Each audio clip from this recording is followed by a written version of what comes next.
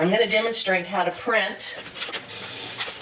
The chops we went through, this is an example that a student did. You're just going to give me a row of each one of your chops. Remember, we're doing carved erasers, but we're mimicking the ancient Chinese chop. So this student did more than requested. 3 is all you need. There's another student. And I think I've got some others. So choose an interesting design. You just do your initials. All these students did really interesting ones. Look at this one here.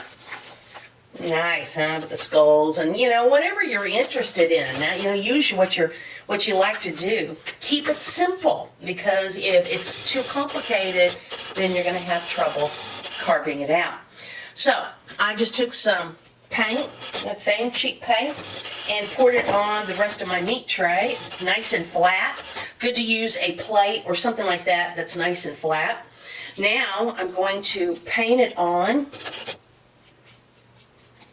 In class, I usually teach this class face-to-face in Wharton, and I have rubber brayers for everyone. These are these paint rollers that you just roll across.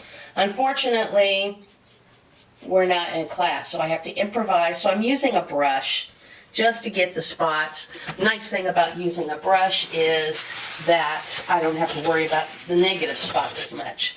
Now, take this, place it down, and put this on top. And just feel the bumps. Try to get it all, just feel the bumps. You can do 2 or 3.